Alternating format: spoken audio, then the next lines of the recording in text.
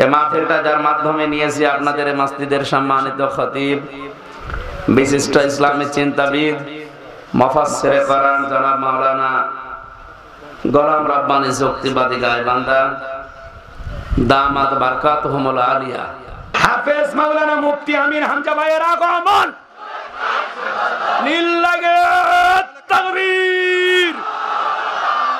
আমাদের প্রিয় ভাই আমাদের মাঝে উপস্থিত, আল্লাহ কবুল করেন, জোরে বলেন আমিন।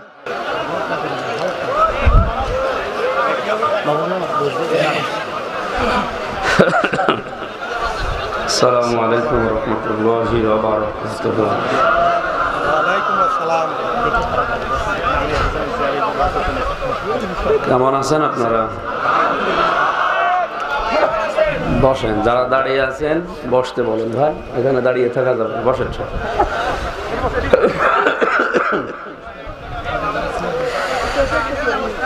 আলহামদুলিল্লাহি রাব্বিল মাশরিকাইনি ওয়া রাব্বিল মাগরিবাইন আল্লাযী খালাকা কুল্লা শাইইন যাওজাইন ওয়া আওজাবা আলাইনাল ইহসানা বিল ওয়ালিদাইন ওয়া নাশহাদু আল্লা ইলাহা ইল্লাল্লাহু ওয়াহদাহু লা শারীকা লাহু ওয়া আশহাদু আন্না মুহাম্মাদান আবদুহু ওয়া রাসূলুহু সাজ্জিদুল কাওনাইন সাল্লাল্লাহু আলাইহি ওয়া আলা আলিহি ওয়া সাহবিহি ওয়া আতবাবিহি আজমাইন লাইলা ওয়া নাহারান ফিত তারফাইন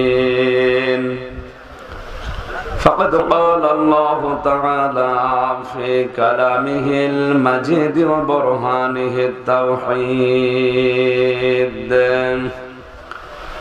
জবান খুলে পড়েন আউযু বিল্লাহি মিনাশ শাইতানির রাজীম বিসমিল্লাহির রহমানির রহিম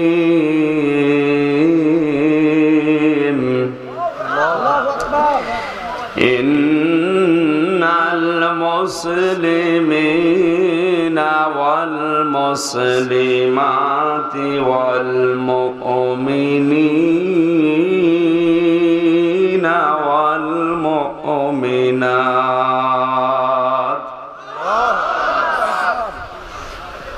ওয়াল কানিতিনা ওয়াল কানিতাতি ওয়াস সাদিকিনা ওয়াস সাদিকাত والصابرين والصابرات والخاشعين والخاشعات والمتصدقين والمتصدقات والصائمين والصائمات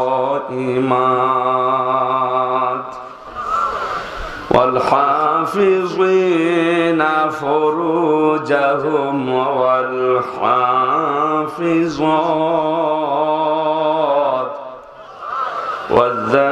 والذاكرين الله كثيرا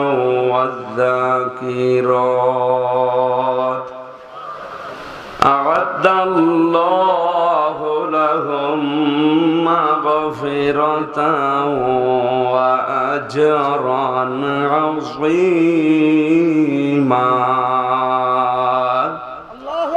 صدقت يا ربنا اللهم صل على سيدنا مولانا محمد وعلى آل سيدنا مولانا محمد صلى الله عليه وسلم। বাংলাদেশের ঐতিহ্যবাহী জেলা বগুড়া শাহজাহানপুর থানার অন্তর্গত বেজোড়া চক্কড়া দারুল আমান জামে মসজিদ কমিটি কর্তৃক আয়োজিত দিনের বেলায় ঐতিহাসিক তাফসিরুল কোরআন মাহফিলের স্বনামধন্য সভাপতি জনাব আলহাজ প্রভাষক সোহরাব হোসেন সান্নু আতালাল্লাহু উমরাহু ওয়া বারাকাল্লাহু ফি হায়াতি, সহ সভাপতি জনাব রুহুল কুদ্দুস ডিলু, জনাব মোহাম্মদ আব্দুর রাজ্জাক, প্রধান অতিথি শাইখুল মাশায়েখ মাননীয় জাতীয় সংসদ সদস্য অধ্যাপক ডাক্তার মোস্তফা আলম নান্নু, বিশেষ অতিথিবৃন্দ, যত মানুষের নাম দেখছি এতে একটা একটা করে নাম বললে দোয়া করতে গেলে আরো 10 মিনিট যাবে। একবারে দোয়া করে দিলাম নাকি? সে শিক্ষক ক্লাসে যে জিজ্ঞাসা করছে এক ছাত্রকে, গড় বানান sir ABCD FGH IJK LMN OP QR ST OVWX YZ কি করবি? এর ভেতরে আছে, আপনি বানান করে নিন। আমি সব অক্ষর বলে দিলাম, আপনি GOOD এটা বানান করে নিন। আমরা একবারে দোয়া করছি ওয়ারাফা'না লাকা যিকরাক। এই মানুষগুলোর সম্মান শুধু দুনিয়ায় চাই না, আখিরাতেও যেন ঠিক থাকে। ওইটাই তো আসল জীবন, কথা বলেন ঠিক কিনা? আর দুনিয়া মাজরাতুল আখিরাহ, দুনিয়া হচ্ছে আখিরাতের শস্য ক্ষেত। এখান থেকে ওনারা যেন তৈরি করতে পারে, মরণের পরে আল্লাহ যেন ওনাদের বুঝিয়ে দেন। দুনিয়াতে যে যতটুকু যত পরিমাণে কাজ করবে, কিয়ামতে আল্লাহ ওইটা তাকে ঠিক উজরত পারিশ্রমিক হিসাবে পৌঁছিয়ে দেবেন। এই মাহফিলটা যার মাধ্যমে নিয়েছি আপনাদের এই মসজিদের সম্মানিত খতিব, বিশিষ্ট ইসলামী চিন্তাবিদ, মুফাসসিরে কোরআন জনাব মাওলানা গোলাম রাব্বানী যুক্তিবাদী গায়বান্ধা দামাত বারকাতুহুমুল আলিয়া হায়াতে তাজ্জাবা সিহাতে কুল্লিয়া কামনা করছি। এতক্ষণ যারা কথা বলেছেন আমার সফর সঙ্গী সেই চুয়াডাঙ্গা থেকে আগত মাওলানা হোসাইন আহমেদ মাহফুজ সহ অন্যান্য উলামায়ে কেরাম, ডানে বামে যে সমস্ত সম্মানিত ব্যক্তিবর্গ বসে আছেন তাদের জন্য দোয়া করে, সামনে বসা মুসলমান ভাইরা, পর্দার আড়ালের সম্মানিতা মা এবং বোনেরা, প্রশাসনের ভাইরা, প্রাণ প্রিয় বগুড়াবাসী, মহান রব্বুল ইজ্জাত ওয়াল জালালের দরবারে শুকরিয়া জানাচ্ছি যিনি আমাদের সুস্থ রেখেছেন। বিজ্ঞান এখন প্রমাণ করছে মানুষের এই মুখ দিয়ে কয়েক ইঞ্চি জায়গা, এখান থেকে এক একটা কথা তৈরি হতে 27টা স্তর পার করা লাগে। আল্লাহ যে আমাদের এখনো কথা বলার মতো শক্তি, ওই যোগ্যতা ঠিক রেখেছেন, খুশি হয়ে বলছে আলহামদুলিল্লাহ। পৃথিবীতে যত দয়া আল্লাহর আছে, সবচাইতে বড় দয়ার প্রমাণ হচ্ছে কোরআনে কারীম দেওয়া, এরপরে মানুষকে কথা বলার যোগ্যতা দেওয়া। এটা আল্লাহর বড় নিয়ামত। আল্লাহ পাক বলেন আর রহমানু আল্লামাল কুরআন খালাকাল ইনসানা আল্লামাহুল বায়ান। আমি রহমান, আমার যত দয়া আছে সবচাইতে বড় দয়া হচ্ছে কোরআনে কারীম। তোমাদেরকে আমি শিখিয়েছি, আমি বানিয়েছি মানুষ আর তাকে কথা বলার যোগ্যতা দিয়েছি। শুধুমাত্র মানুষ বাদ দিয়ে পৃথিবীর কোন সৃষ্টি এভাবে সাজিয়ে গুছিয়ে মনের কথাগুলো ব্যক্ত করতে পারে না। সুতরাং এই নিয়ামতটা যারাই পেয়েছি বোবা নয়। আর একবার বলেন আলহামদুলিল্লাহ। এ পৃথিবীর মানুষ আনন্দ করবে কি নিয়ে, খুশি হবে কি নিয়ে? আজকের এই অনুষ্ঠান সাজানো দেখে মনে হচ্ছে এলাকার মানুষের আনন্দ হয়েছে। কুল বিফাদলিল্লাহি ওয়া বিরহমাতিহি ফাবিযালিকা ফালইফরাহু হুয়া খায়রুম মিম্মা ইয়াজমাউন। খুব খেয়াল করে শুনবেন। আল্লাহ পাক বলেন পৃথিবীর মানুষকে আপনি বলেন তোমরা যা পেয়ে আনন্দ করো, খুশি হও, উল্লাস করো। সবচাইতে দামি সম্পদ আল্লাহর কাছে কোরআনে কারীম।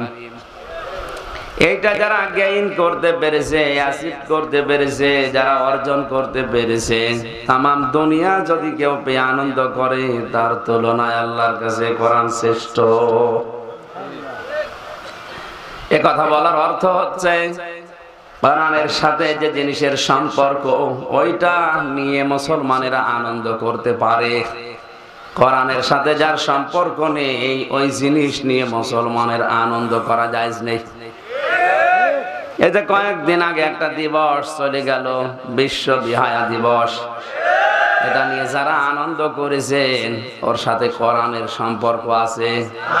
হ্যাঁ, ওই ভালোবাসাকে যদি মাকে দেয়, তার বোনকে দেয়, তার স্ত্রীকে দেয়, সন্তানকে দেয়, এটা জায়েজ আছে। স্ত্রী হওয়ার আগে যদি কেউ ভালোবাসা বিলোপন করে ওটা প্রকাশ্য হারাম। 27টা কর্মসূচি আমি পেয়েছি কোরআনে কারিমে। ওর 1 নাম্বার কর্মসূচি হচ্ছে অপচয় করা। ও অপচয় করতে ভালোবাসে। কোরআনে কারিমে আল্লাহ জানিয়েছেন ইন্নাল মুবাদ্দিরিনা কানু ইখওয়ানাশ শায়াতিন ওয়া কানাশ শাইতানু লিরাব্বিহি কাফুরা। অবশ্যই পৃথিবীতে যারা অপচয় করে এরা শয়তানের ভাই। কোরআন পড়ে আপনি কোন জায়গায় শয়তানের ভাই এই কাজ করলে কথা পাবেন না। শুধু একটাই কথা, যারা অপচয় করে তাদেরকে আল্লাহ শয়তানের ভাই বলে আখ্যা দিয়েছেন। আল্লাহ শুধু বলেই শেষ করেননি, কাজেও দেখিয়েছেন যে আমি আল্লাহ নিজেও অপচয় করি না।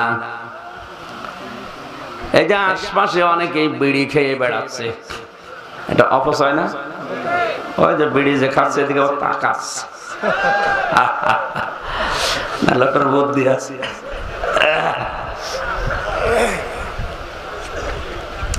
প্রায় 22,000 কোটি টাকা শুধু মানুষ ধোয়া দিয়ে 1 বছরে উড়িয়ে দিচ্ছে এই বাংলাদেশে। এমনি গরিব দেশ, ধার দিনা করে পদ্মা সেতু, টানেল, কত কিছু আমরা বানাচ্ছি। টাকা নেই বলে তো ধার করা, খরচ করা লাগছে। কথা বলেন ঠিক কিনা? আর সেই দেশের মানুষ যদি এত টাকা ফো দিয়ে, আগুন দিয়ে উড়িয়ে দেয়, তো দেশ ডিজিটাল থেকে স্মার্ট হবে। খালি স্বপ্নই দেখে যাবেন, কিয়ামতের আগে হবে না। এই জন্য আমাদের ডিজিটাল থেকে স্মার্ট হওয়ার জন্য অপচয় বন্ধ করা লাগবে। রাতের বেলায় একটা লাইট দিলেই হয়, 22টা লাইট জ্বালিয়ে রেখেছে আন্দাজে। আল্লাহ রাব্বুল আলামিন আয়াতের প্রমাণ দিয়েছিল 3.5 হাত বডির ভেতরে। বিজ্ঞান এখন দেখতে পেয়েছে আয়াতটা নিয়ে, যে মানুষ যত খাবার খায় এই খাবারগুলো হজম করার জন্য একটা রস লাগে, পিত্ত রস। এটা তৈরি হয় খাবারের নির্যাস থেকে। এ ফোঁটা ফোঁটা করে ওই রসগুলো পড়তে থাকে খাদ্যের উপরে, তখন খাবারগুলো তাড়াতাড়ি হজম হয়ে যায়। এটা এত দামি জিনিস, যতক্ষণ পর্যন্ত খাবার আপনার পেটে আছে ততক্ষণ ওই রস পড়তেই থাকবে। খাবার যখন থাকবে না, আপনার পেট খালি থাকবে, ওই মুখটা অটোমেটিক বন্ধ হয়ে যাবে। আল্লাহ জানাতে চেয়েছেন পৃথিবীর বান্দা বান্দিরা, আমি শুধু ওয়াজ করে শেষ করে দেয়নি যে অপচয় আমি করি না। অপচয় করলে সে শয়তানের ভাই। আমি নিজে এটা দেখিয়েছি। এ দামি জিনিস যদি খোলা থাকে পড়তেই থাকবে, এটা অপচয়ের শামিল। এ কারণে দামি জিনিসটা যতক্ষণ তোমার পেটে খাবার নেই এটা পড়বে না, অটোমেটিক মুখ বন্ধ হয়ে যাবে। শয়তানের 2 নাম্বার টার্গেট ছিল পৃথিবীতে সব সময় যৌনতা ছড়াতে ভালোবাসে।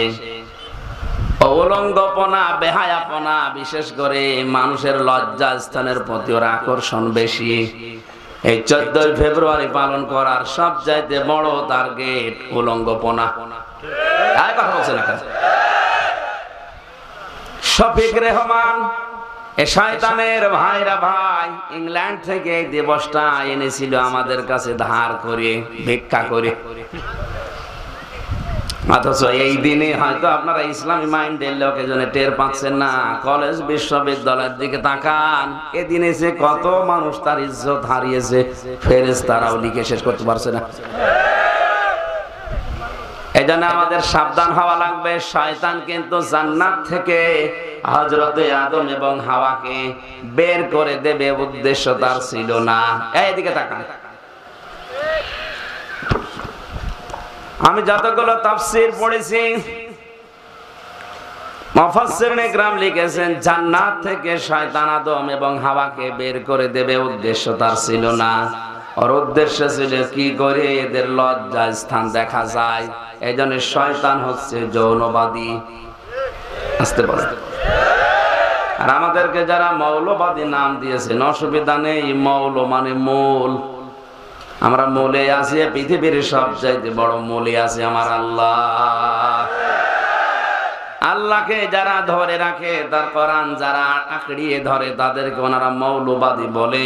আমরা উল্টা উল্টা নাম দিয়ে বলবো আপনারা যৌনবাদী। এই যে বেহায়াপনা, উলঙ্গপনা, যৌনতা ছড়াতে ভালোবাসে শয়তান। সুতরাং এই দিবসটা যারা পালন করছেন, এর সাথে কোরআনের কোনো সম্পর্ক, হাদিসের সম্পর্ক আমরা পেলাম না। তাহলে ওই জিনিস নিয়ে আগামী বছর থেকে আর কোনো আনন্দ এই দেশে হবে না। যারা করবে ওরা মুসলমানের বাইরে। কথা বলে না কেন? 96% মুসলমান এই দেশে, বাকি 4% আছে অন্য জাতি। ওরা করে করুক গা। তাহলে আমরা আনন্দ করব কি নিয়ে? আরো জোরে বলেন। আমাদের আনন্দের বিষয় যেহেতু কোরআনের সাথে সম্পর্ক আছে মাত্র 2টা দিবসের, ঈদুল আজহা, ঈদুল ফিতর। কিন্তু এই 2টা দিবসের শিক্ষা হচ্ছে আগে ত্যাগ, এরপরে ভোগ।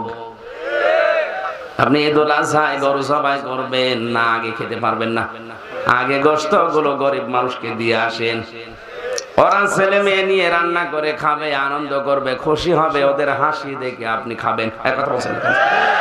তাহলে আগে ত্যাগ, এরপরে ভোগ। ঈদুল ফিতরে সারা মাস রোজা রাখার পরে আপনি মরণের খাওয়া খাবেন, হবে না। আগে ফিতরা দেন, আগে যাকাত দেন, দান করেন, সাদকা করেন। ওই টাকা নিয়ে ওরা সেমাই কিনবে, খাবে, ওদের ছেলে মেয়েরা আনন্দ উল্লাস করবে, ওইটা দেখে আপনি আনন্দ করবেন। এ দিবসে আগে ত্যাগ, এরপরে ভোগ। মুসলমানদের এই 2টা দিবস বাদ দিয়ে যত দিবস আমরা দেখি, কোন জায়গায় ত্যাগ নেই, আগে ভোগ এরপরে ত্যাগ। পয়লা বৈশাখের নামে যেটা চলে, কি আগে ভোগ না আগে ত্যাগ? এইটা খাবো, ওইটা খাবো, এটা নেবো, ওইটা নেবো, শুধু নতুন নতুন জিনিস নেবো আর খাবো।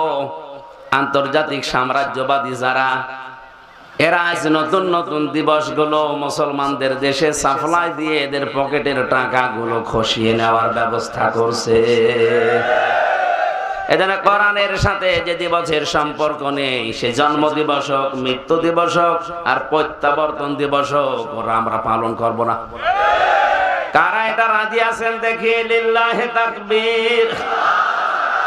আন্দাজে হাত তোলা না। এরপরও যদি বাবার জন্মদিন, মৃত্যুদিন পালন করেন, আপনার খবর আছে না? আন্দাজে হাত তুলে বলে ফেললেন। জন্মদিন মৃত্যুদিন হলেও তো একটা মানা যায়। কে কোন ছাতা, কোন দিন, কোন দেশ থেকে এসেছে, তারও দিবস চলছে। এভাবে করতে করতে যদি সবই দিবস হয়ে যায়, আমরা কোন দিন কি করব বলে? যে আজকের এই দিনের সাথে সম্পর্ক, এই যে সুন্দর আয়োজন, এটার সাথে সম্পর্ক কিসের? কোরআনে কারিমের আলোচনা বাদ দিয়ে যদি বলা হতো এখানে মমতাদের ড্যান্স হবে, নাচ হবে, গান হবে, আপনারা আসতেন? আসতো। ওই ক্লাস আলাদা আছে। ওখানে যায় যারা থার্ড ক্লাস মানুষ, তারা সেকেন্ড ক্লাসও না। চরিত্র বলতে যাদের সেটা ফোটা বাকি থাকে না, তার ওরকম উলঙ্গপনা নাচ দেখতে যায়। আমাদের চরিত্র শুধু না, আমাদের সবচাইতে বড় দামি জিনিস ঈমান আছে। কোন মুসলমান এরকম উলঙ্গপনা, বেহায়াপনা, যৌনতা ছড়ায় এরকম জায়গায় আর যেতে যাবেন? এরপরও ওয়াজ যেখানে শুনবেন ওখানে একেবারে ইঁদুরের বিষ খাওয়ার মতো ব্রেক করে ফেলবেন। আল্লাহ যেন আমাদেরকে আজকের মাহফিলটা কবুল করেন, বলেন আমিন। দরুদ আর সালাম পড়ছি আমাদের নবী মুহাম্মদুর রাসূলুল্লাহ সাল্লাল্লাহু আলাইহি ওয়াসাল্লামের প্রতি। একবার দরুদ পড়লে আমরা জানি মান সাল্লা আলাইয়া ওয়াহিদান সাল্লাল্লাহু আলাইহি আশরা, মহান আল্লাহ তার দিকে 10 বার তাকিয়ে থাকে। কয়বার? এই জন্যই তো প্রথমে একবার দরুদ পড়ে নিলাম। হ্যাঁ, হয়তো এই বগুড়া, নওগাঁ, রাজশাহী এলাকাতে অনেকে দরুদ এটা পড়তে চায় না, দরুদ ইব্রাহিম পড়ে, এটা উত্তম দরুদ। দরুদ পড়া যাবে না, এই ফতোয়া আপনি দিতে পারবেন না, কারণ এর ভেতরে যে কথাগুলো আছে ওইটাই মেন। আপনি এখানে বসে এক বাক্যে জবাব দিয়েছেন আল্লাহুম্মা সাল্লি আলা, হে আল্লাহ তুমি রহমত নাজিল করো আলা মুহাম্মদ, মুহাম্মদের উপরে। আল্লাহ যেন ছাত্রের মতো আমাদের জিজ্ঞাসা করছে, তোমরা যে কামনা করলে যে রহমত নাজিল করো মুহাম্মদের উপরে, কে এই লোকটা কে? আমরা যেন সবাই স্বতঃস্ফূর্ত ভাবে জবাব দিয়েছি সাইয়্যিদিনা মুহাম্মদ, আমাদের নেতা। এই কথা বলা লাগবে। আমরা কিন্তু কেউ বলি নাই তিনি আমাদের আবি, আমাদের বাবা, না। কেউ আমরা এই কথা বলি নাই তিনি আমাদের চাচা, তিনি আমার ভাতিজা, তিনি আমার সন্তান। এই জন্য আপনি দয়া করেন না, এক বাক্যে সবাই জবাব দিয়েছেন। আপনার রাজনৈতিক ভাবে আদর্শ আপনার আলাদা থাকতেই পারে, কিয়ামতে নবীর সুপারিশ ছাড়া জান্নাত পাবেন না, এটা বিশ্বাস করেন তো? এক কথা বলা লাগবে, বিশ্বাস করেন? এই বিশ্বাসের কারণে আমরা সবাই বললাম সাইয়্যিদিনা, হে আল্লাহ তুমি রহমত নাজিল করো ওই মুহাম্মাদের উপরে, যিনি আমাদের নেতা। সূক্ষ্মভাবে একটা কথা বলছি, খেয়াল করেন আলেম যারা আছেন, হযরতে আদম থেকে কিয়ামত পর্যন্ত যত মানুষ আসবে, কোন মানুষকে আল্লাহ নেতা বলে ডাক দেননি। সমগ্র মুহাম্মদুর রাসূলুল্লাহকে আল্লাহ নিজে বলেছেন ইয়াসিন, হে নেতা। হে কি? হে নেতা। আল্লাহর ঘোষিত নেতা পৃথিবীতে একজনই। এখানে আয়াতের তাফসীর পড়তে গিয়ে দেখেছি, পৃথিবীতে কিয়ামত পর্যন্ত যদি মুসা নবী, ঈসা নবীও আসে, আর মুহাম্মদুর রাসূলুল্লাহকে তার নেতৃত্ব বাদ দিয়ে কেউ যদি মুসা নবী কেউ গ্রহণ করে, ও জাহান্নামে যাবে। এই কথা বলা লাগবে। আপনি কি বুঝে শুনে হ্যাঁ বলছেন? এর পাচ্ছেন কথার ওজন কত?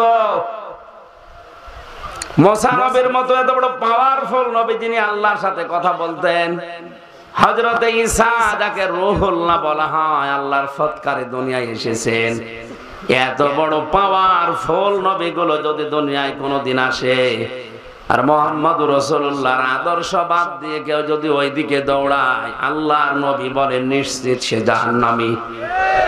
বগুড়াবাসী এখনো কি আপনার মাথা খোলে না?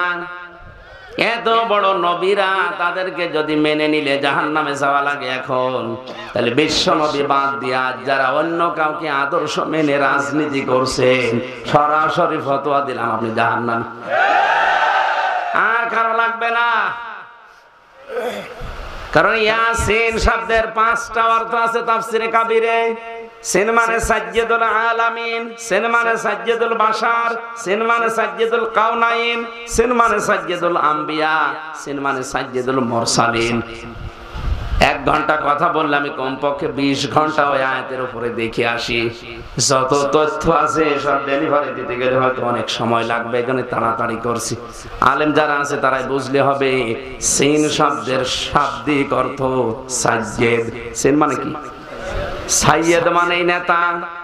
সবাই মিলে আমরা রহমত কামনা করলাম, দয়া কামনা করলাম যার উপরে, তিনি সাধারণ মানুষ না, তিনি আমাদের আরো জোরে। এজন্য নেতৃত্বের গুণাবলী এটা আলাদা জিনিস।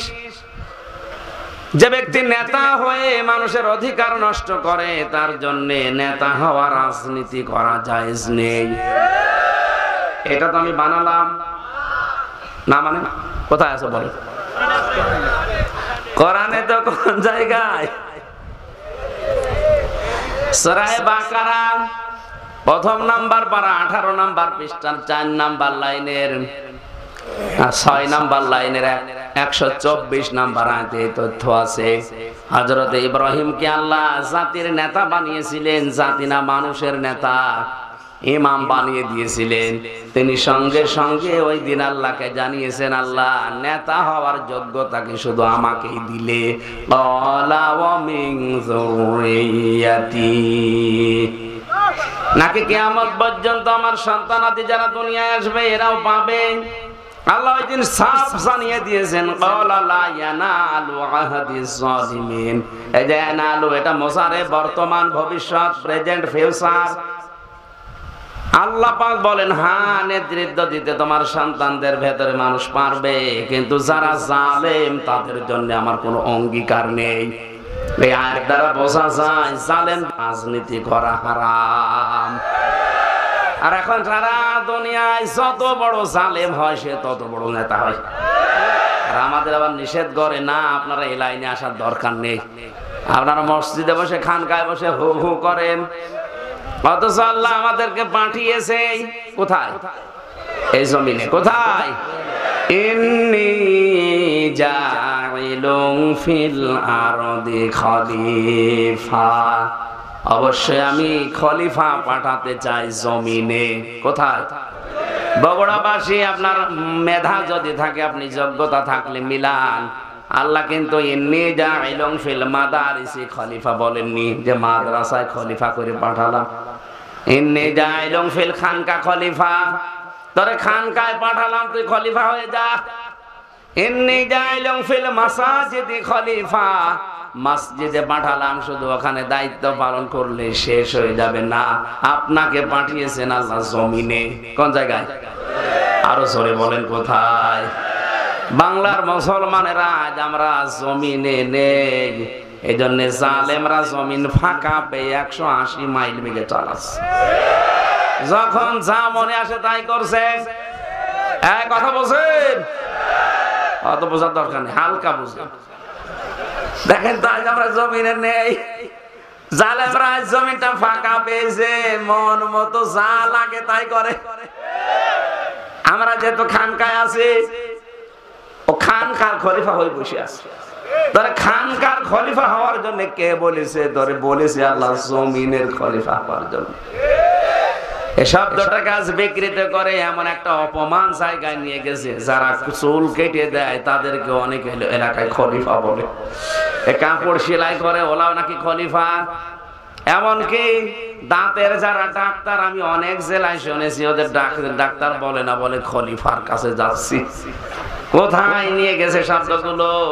অথচ পৃথিবীর শ্রেষ্ঠ সৃষ্টি মানুষ, তারা এ জমিনের খলিফা। আরো জোরে বলেন। আল্লাহ আমাদেরকে সাজিয়ে দেনা হিসাবে বিশ্ব নবীকে মানার তৌফিক দিন। 2 নম্বরে আল্লাহ বলছেন আর কি পরিচয় তার? আপনি বললেন মাওলানা। মাওলানা মানে আমির হামজা। হ্যাঁ, কি মাওলানা মানে গাইডলাইন দাতা, অভিভাবক, পথ প্রদর্শক। তার দেখানো পথ বাদ দিয়া যারা মাওলানা হিসাবে, অভিভাবক হিসাবে অন্য কাউকে গ্রহণ করেছে, আপনি নিশ্চিত থাকেন জাহান্নামে। আল্লাহর নবী পথ দেখিয়েছেন, লা তাত্তাখিযুল কুবুর মাসাজিদা, কবরকে মসজিদের মতো সেজদার জায়গা বানিও না। এই হাদিস তো আমি বানালাম নাকি? এই বলেন না কেন? অথচ যে দরুদ পড়ার পরে নবীরা আশিক দাবি করছে, গরম সুন্নি ঠান্ডা সুন্নি নাম দিয়েছে। তারা কবরের পাশে যে অনেকে পরীক্ষা দেবে, তাদের বলছে বাবা দোয়া করে দিন, কলম পড়ি দিন। কোরআনে কারীম জানিয়েছে, হে নবী, সূরা ফাতিরের ভেতরে আছে, হে নবী মারা যারা গেছে ওদেরকে আপনি কিছু শোনাতে পারবেন না। যে লোকটা মারা গেল সে যত বড় আল্লাহর ওলি হোক, ও কবরে শুনতে পারে কিছু। এক কথা বলে না কেন? আপনি কোন নিয়তে গেলেন? এটা তো নবীর আদর্শের পথ হয়নি। সাইয়েদেনা মাওলানা আপনার এখনো ঠিক হলো না। তিনি যে পথ দেখিয়ে গেলেন ওই পথ বাদ দিয়ে বাঁকা পথে আপনি হাঁটতেছেন। সুতরাং কিয়ামত পর্যন্ত দরুদ পড়লে 10 বার নেকি হওয়া দূরের কথা, আপনার আর গুনাহ হবে। কারণ আপনার মাওলানা ঠিক নেই, সাইয়েদেনা ঠিক নেই। এই কথা বুঝতেছে? আল্লাহ আমাদেরকে দরুদ যেটা পড়েছি প্র্যাকটিক্যাল লাইফে কাজ করার তৌফিক দিন, বলেন আমিন। কোরআনে কারীমের সূরা আহজাব 35 নম্বর আয়াতটা পড়েছি, খুব খেয়াল করে শুনেন। আজকের আলোচনার বিষয় হচ্ছে আল্লাহর ক্ষমা এবং মহান পুরস্কার আল্লাহ কাদেরকে দেবেন সেই ওয়াদা দিয়েছেন এই আয়াতে। আমরা সবাই একটা জিনিস চাই, আল্লাহর ক্ষমা। কথা বলেন না কেন? কিয়ামতের ময়দানে এর চাইতে বড় জিনিস আর নেই। আল্লাহ পাক যে বিচারের সিস্টেম বানাবেন, তিনটা ধাপ করবেন। এই তাকান, আল্লাহর বিচারের সিস্টেমে ধাপ হবে কয়টা? সবাই বলেন। অনেকে আজ বাংলাদেশের বিভিন্ন জেলায় ছড়ায় যে কিয়ামতে এক একটা পীর সাহেব, এক একটা দয়াল বাবা লক্ষ লক্ষ মুরিদ নিয়ে মিছিল সহকারে উঠবে। আর এটা বিশ্বাস করে অনেক গ্রাম্য মানুষ মনে করে না, এ বাবাই রব, বাবাই সব।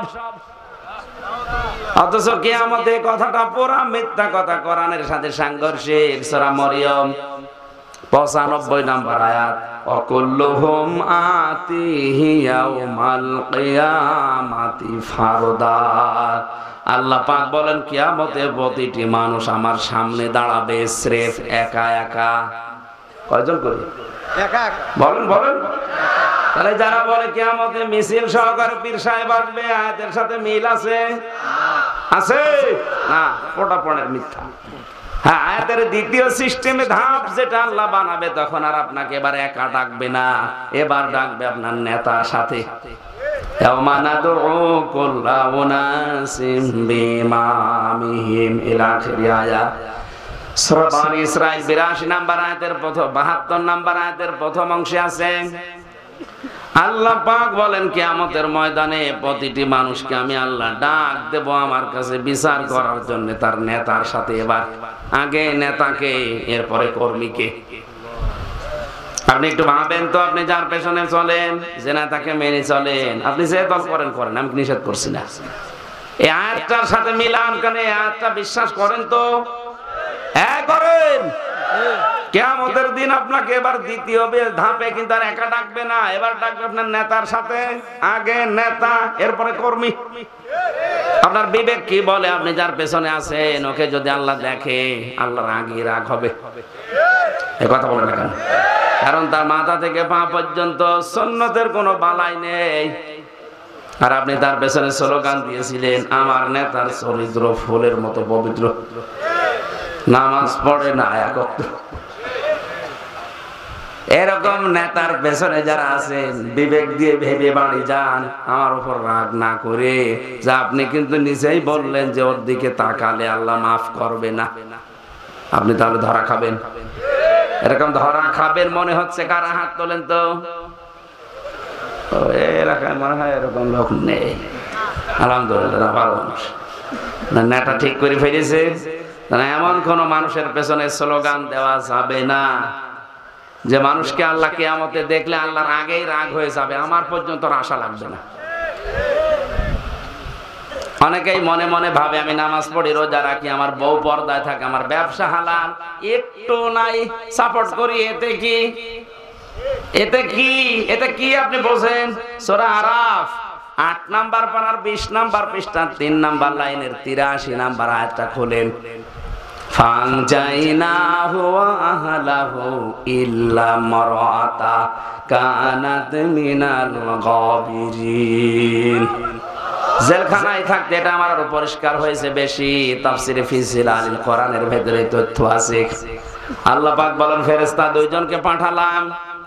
আসরের সময় লোক নবীর কাছে এসে বলে, আল্লাহর নবী, আপনার জাতি সমকামিতায় লিপ্ত হয়েছে।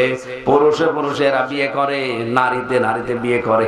এটা যেটা বাংলাদেশে অনেকে চালানোর জন্য বিভিন্ন কায়দায় চেষ্টা চালাচ্ছে।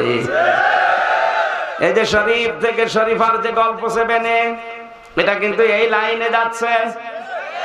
সকালবেলা লোকটা বলছে আমি শরীফ, বিকালে বলছে না আমার শরীফা শরীফা লাগছে।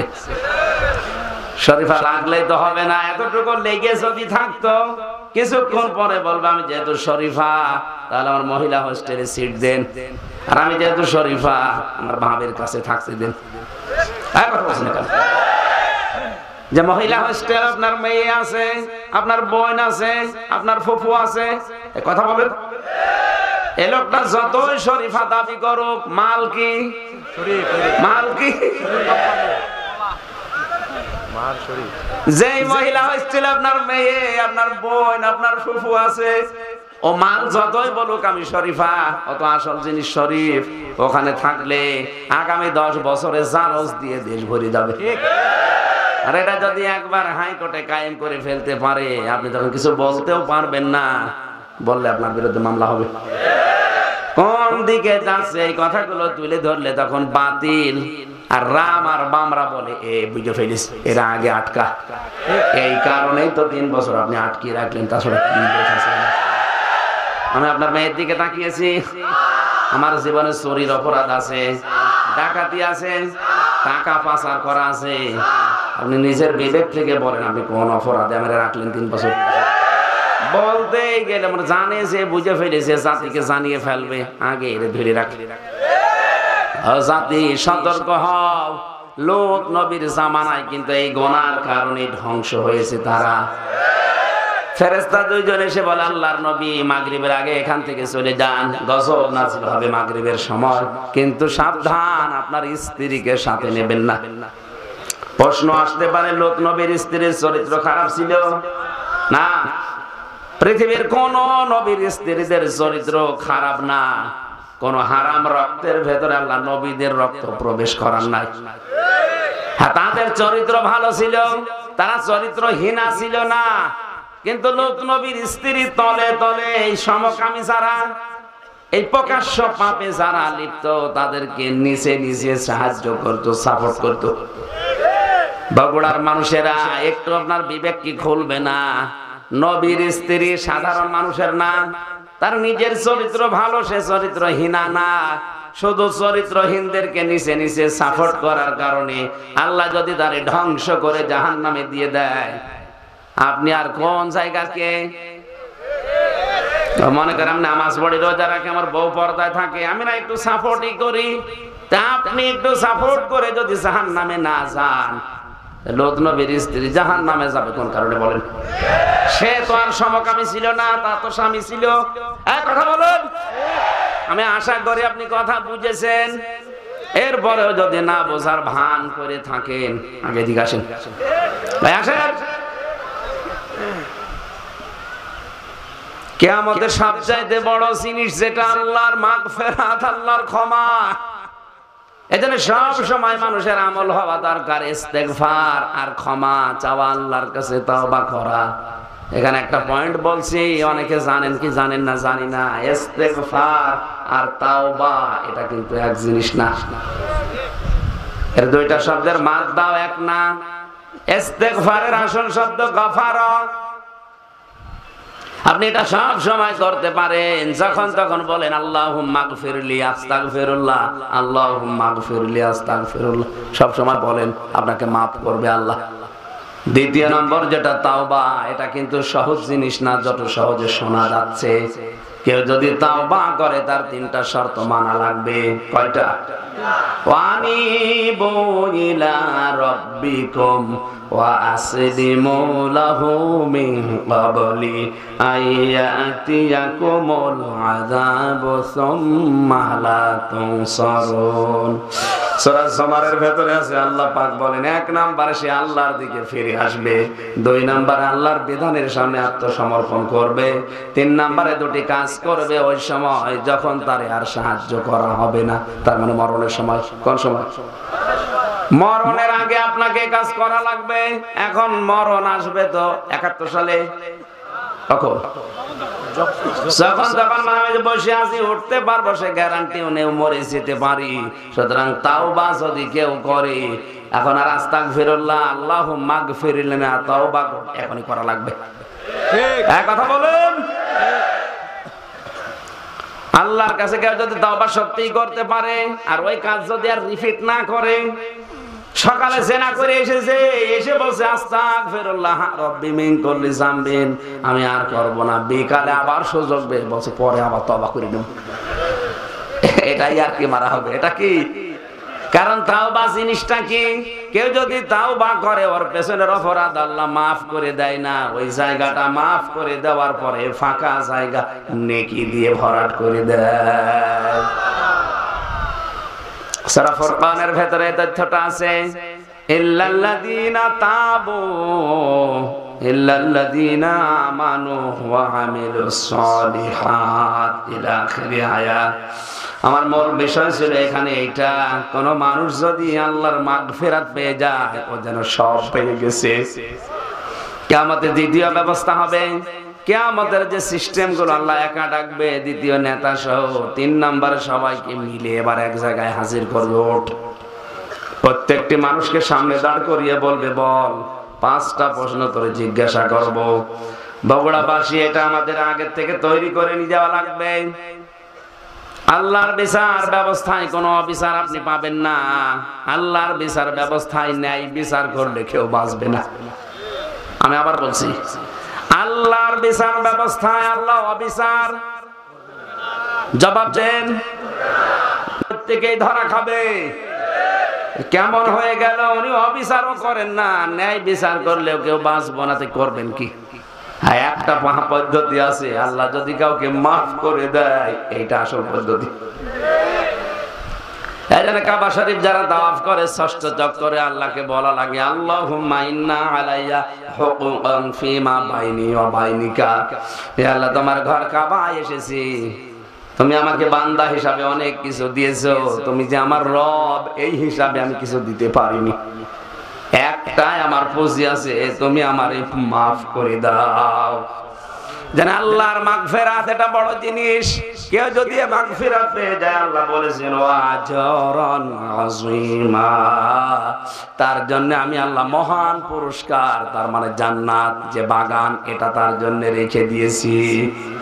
তাহলে আল্লাহর মাগফিরাত আর আল্লাহর বড় নিয়ামত যেটা আজর জান্নাত, এটা পাওয়ার জন্য 10 প্রকার মানুষের নাম আয়াতে আছে। সূরা আহজাব 35 নম্বর আয়াত।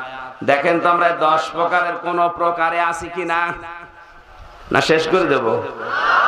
থাকবেন? ইন্নাল মুসলিমিনা ওয়াল মুসলিমাত, অবশ্যই মুসলমান পুরুষ এবং মুসলমান নারী যারা, তাদের জন্য ক্ষমা এবং তাদের জন্য জান্নাত। বলেন সুবহানাল্লাহ। এই পৃথিবীর 850 কোটি মানুষ, এখন মাত্র 175 কোটি আমরা মুসলিম। আমরা এই আয়াতের ভেতরে আছি। হ্যাঁ, কম বেশি আমল থাকতে পারে, কিন্তু আমার পরিচয় আমি মুসলিম। আরো জোরে বলেন।